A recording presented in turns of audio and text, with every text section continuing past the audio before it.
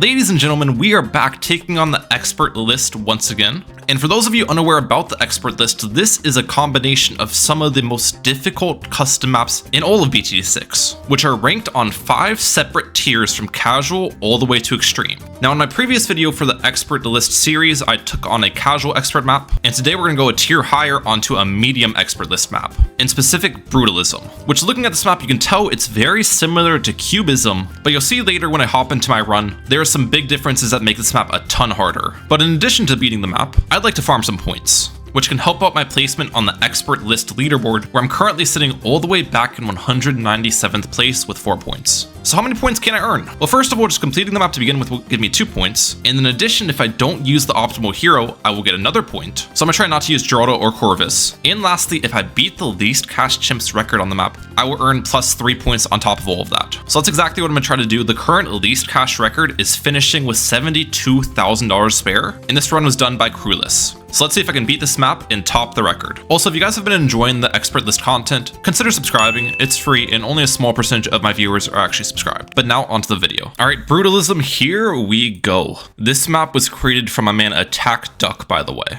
Now, how does the track layout work? That's the first question I have on this map, because it looks very interesting, which is why I'm assuming my viewers really wanted me to play this map. But it appears round 6 just takes a pretty simple path. Okay, so I think to beat round 6, we're gonna use a Mermonkey and maybe Desperado. Oh, this is kind of interesting too. I can kind of place Desperado basically on the track, which is weird. But let's see if this defends round 6. I'd like to, if possible, go for a Mermonkey heavy early game, because my plan with this run is to later build a Lord of the Abyss. So if I use a lot of Mermonkeys early, we can build them into Echosense networks later. Either way, round 7 takes a different path starting from this location, and I'm assuming it's going to end here on the right. And then I'm guessing round 8 is going to start here, and then follow this path and end over here. But do we defend? I don't. What if I get Echosense Precision? A little bit of seeking on the Mermonkey projectiles can make a difference. Okay, yeah, that did defend. Now round 8 takes this path. It looks like I'm defending this round as well. So then that means round 9 is probably going to start here and end over here, which is kind of bad for me because the Mermonkey's not going to be able to see anything. Yeah. What should I add for this bottom path? What if we got a tack shooter, believe it or not? It's rare you see a tack shooter used in an early game on these more difficult maps, but in this case, it should help me out a lot for this specific path. And we're good. Nice. Now what happens in round 10? Oh! Round 10, it activates every single path at once and divides the balloons between the 4 separate ones. Okay, I've got a feel for this map now. So it starts on this path, then it goes to this one, then this one, then this one. In the 5th round, it divides the balloons through all 5 paths. So it'll most likely be on a 5-round cycle here, which means we can expect round 15 to be the next round of the divided paths. Do we defend this, by the way? No, but I think maybe we can. I really wanted to get Sada down soon because Sada is the hero I decided on today. Let me play around with the placements a little bit for this early game. After a lot of experimenting later, I think I found an early game that works, guys. 1 Mermonkey, 1 Dart Monkey, Tack Shooter, and a Sniper. This should allow me to get Sada down on this round. Actually, where do I want to place Sada? That's the question. Can I fit her in this location?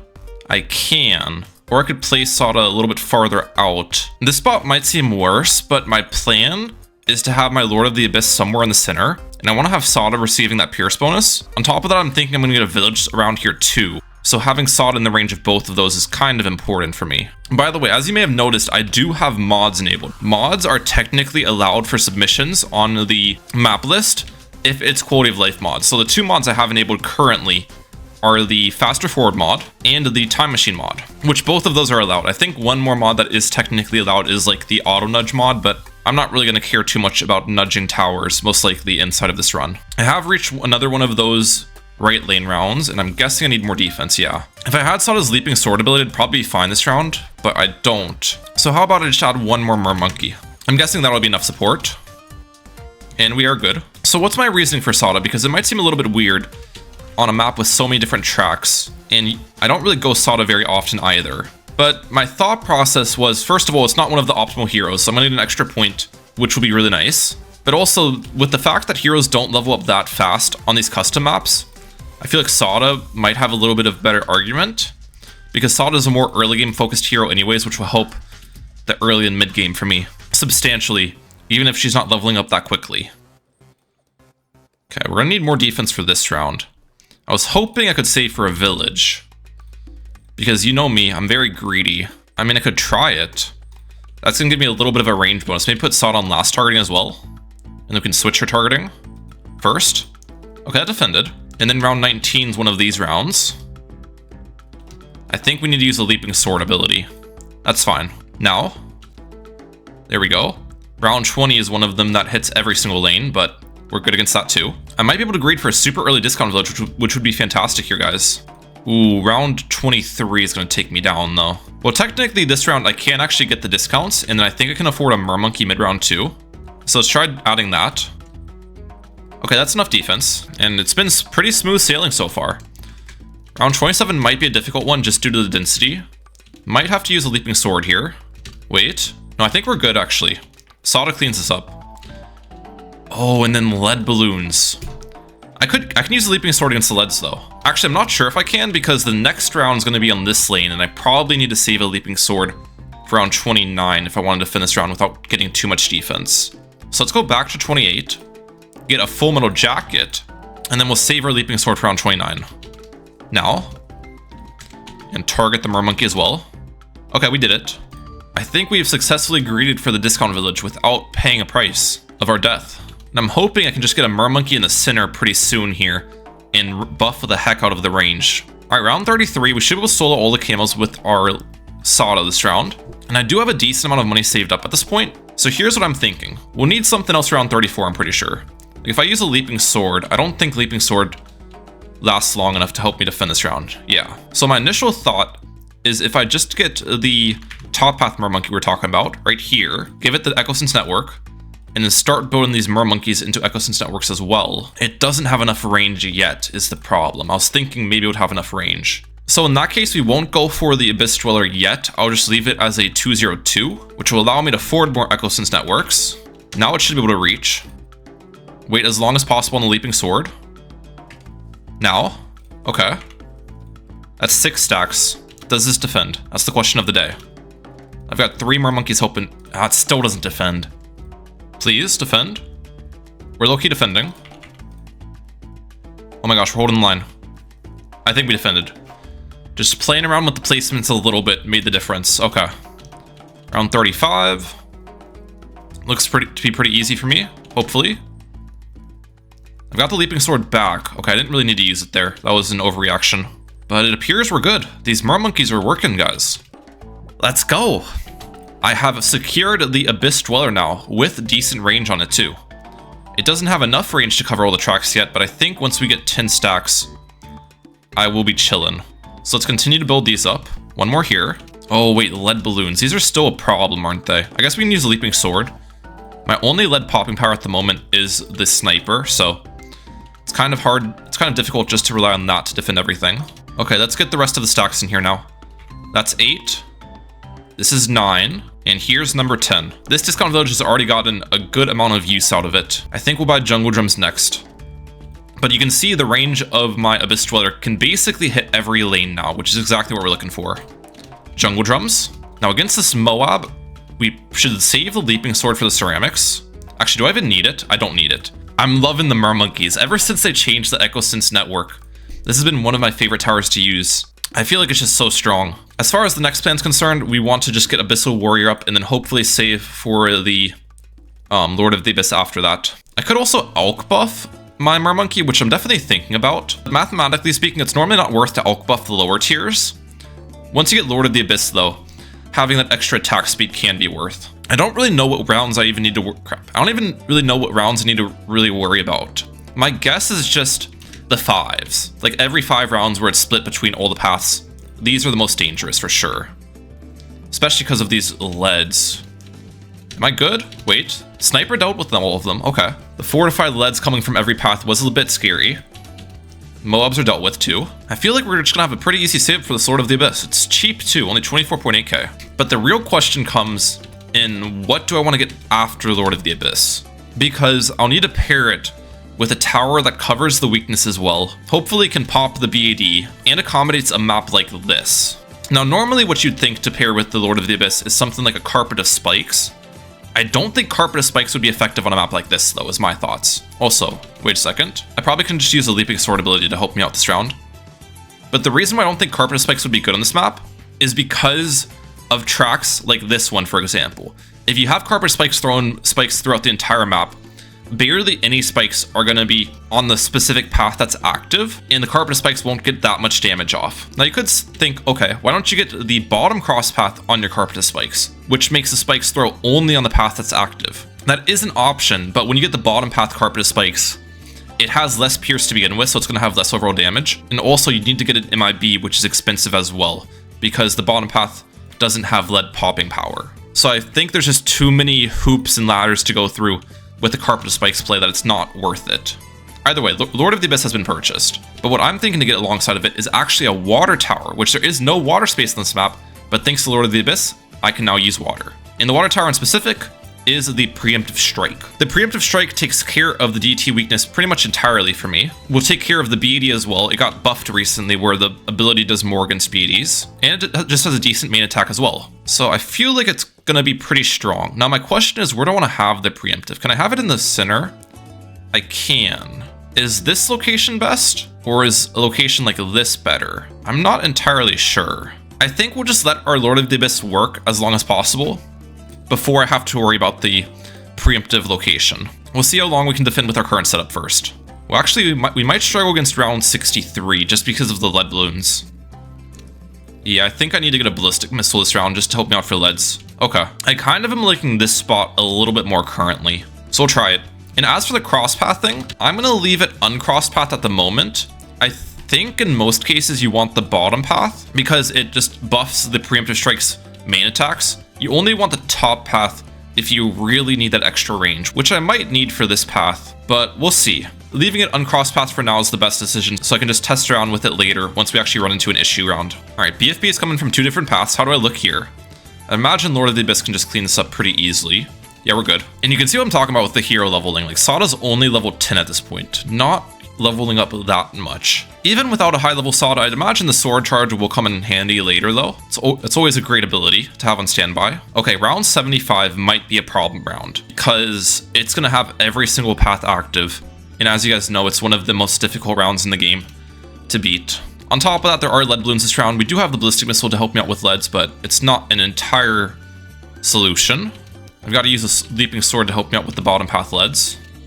Am I good here? That's the question.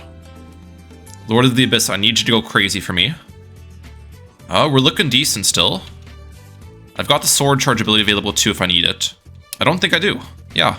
I can't glaze this tower enough. Lord of the Abyss is just so cracked. And this is even on a map without a water spot for it, because if you place mermonkeys in the water, you get 35% more range. So if I had that on this map, the Lord of the Abyss would be able to see basically all parts of the track. Round 77 is easy. Big waves of ceramics, not a problem. How much does the preemptive cost, by the way? First strike's 14k, preemptive's 31k. So it's a little bit expensive, not gonna lie. It's not too bad though. It's not gonna break the piggy bank. I think I'll afford it around 79 here. All right, there we go.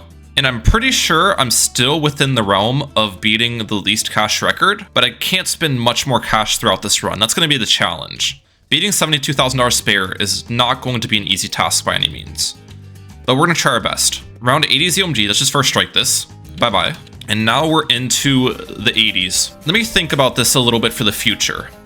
The rounds I'm gonna have to worry about the most are probably the rounds where every single track's active, which is 85. There's two ZOMGs on 85. 90, which is a DT round, and Preemptive Strike should just solo that round basically for us.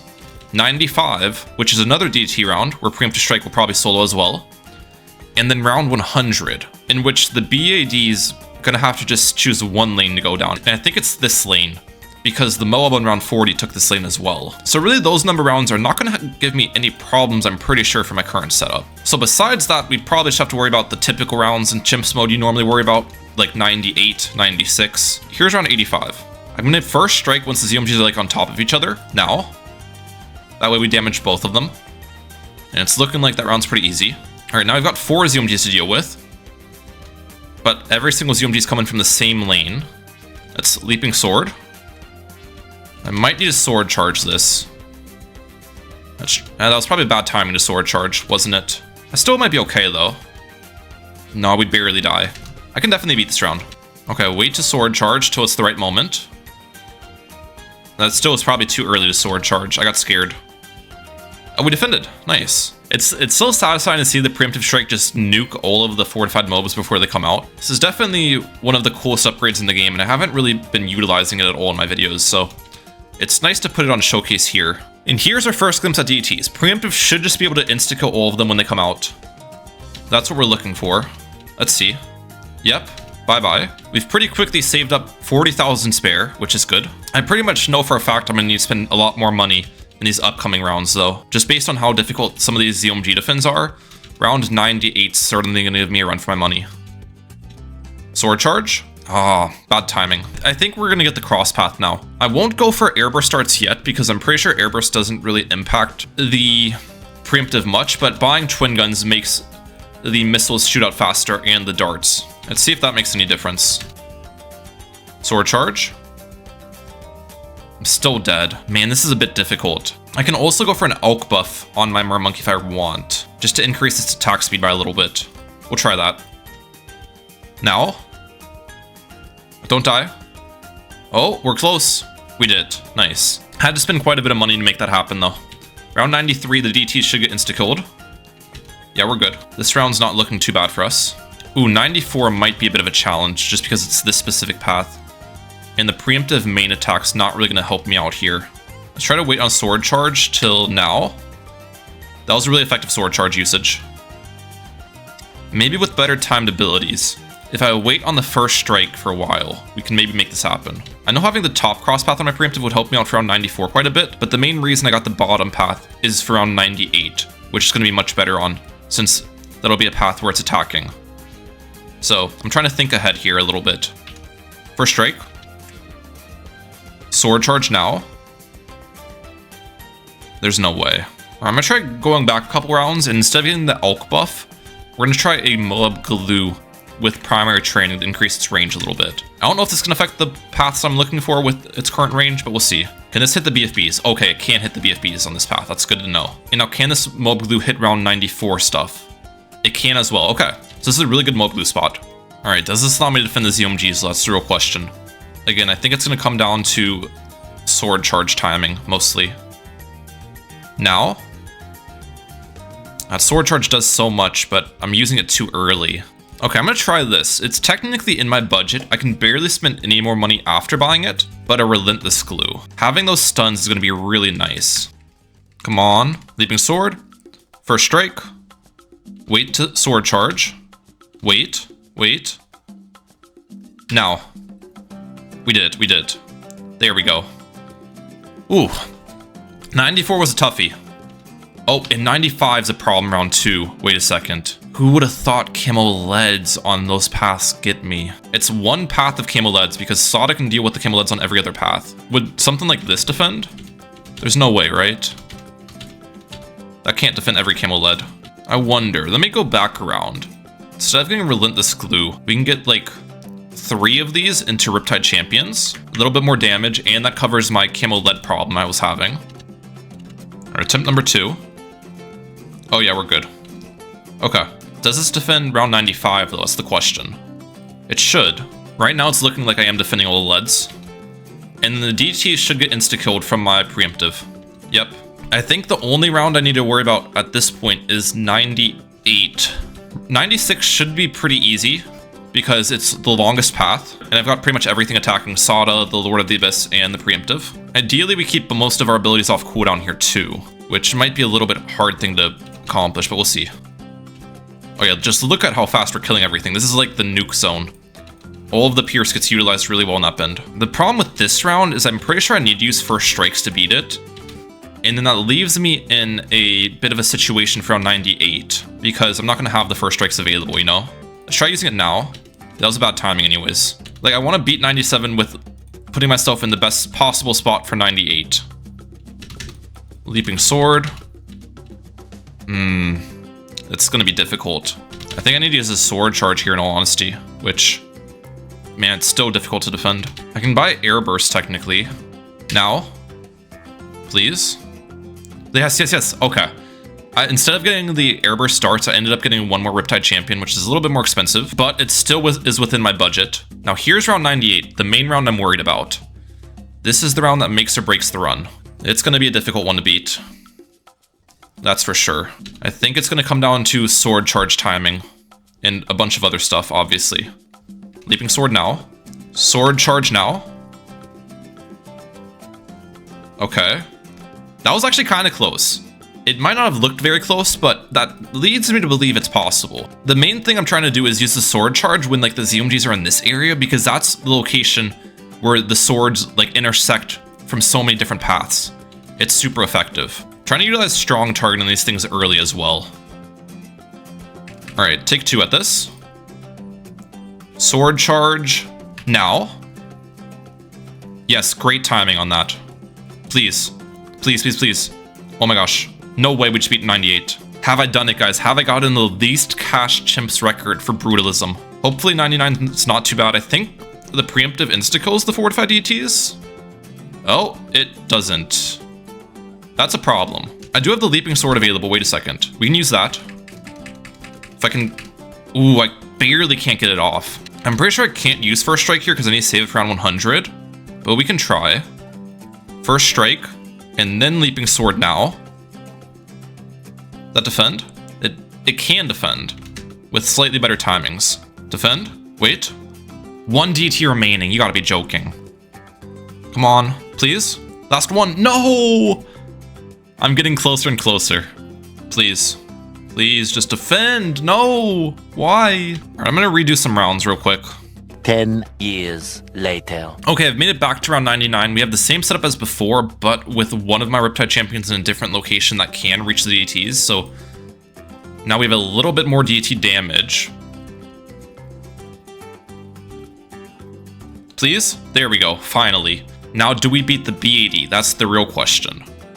I only can get 1 first strike ability off, pretty much. So it's gonna be difficult.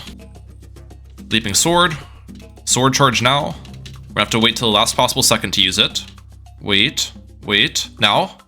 We did it. Oh my gosh.